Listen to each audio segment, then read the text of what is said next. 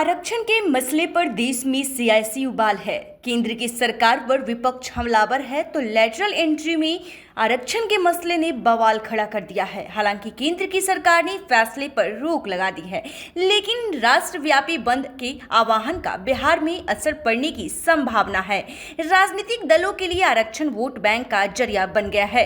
ऐसे में आपको बता दें कि बिहार की राजनीतिक दल और नेता आरक्षण की जमीन पर सियासत की फसल काटते रहे हैं। आरक्षण पर सरकार का फैसला हो या फिर सुप्रीम कोर्ट की राय, नेताओं का आंदोलन शुरू हो जाता है। आंदोलन के दौरान बिहार बैटल फील्ड बन जाता है।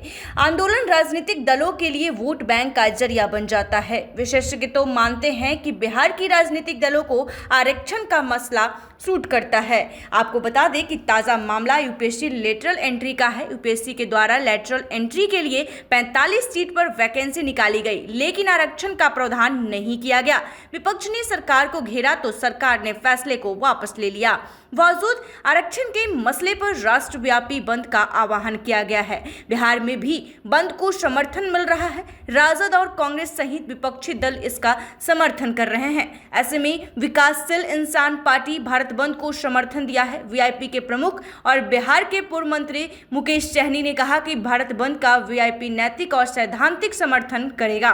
मुकेश सहनी ने कहा कि आरक्षण में किसी प्रकार का वर्गीकरण नहीं किया जा सकता है। उन्होंने कहा कि इस विसंगति को दूर करने के लिए केंद्र सरकार को प्रयास करना चाहिए। ऐसे में इस बंद में आरक्षण को लेकर सुप्रीम कोर्ट के फैसले का भी विरोध जताएंगे।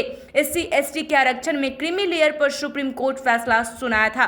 कोर्ट ने कहा कि आरक्षण जरूरतमंदों को मिलना चाहिए। कोर्ट ने आरक्षण पाने वाले की अलग अलग श्रेणी बनाने को कहा। उसको लेकर राजनीतिक संगठन का कहना है कि इससे सिद्धांत को ठेस पहुंचेगा। बता दें कि बिहार में आरक्षण पर सियासत का इतिहास भी पुराना है। ओबीसी आरक्षण को धार देने के लिए सन 1967 में त्रिवेणी संघ बना, जिसमें कोयरी, कुर्मी और यादव जाति के लोग शामिल थे। ओबीसी राजनीति की शुरुआत हुई। इस जातिगत राजनीति के गर्भ मंडल कमीशन निकला।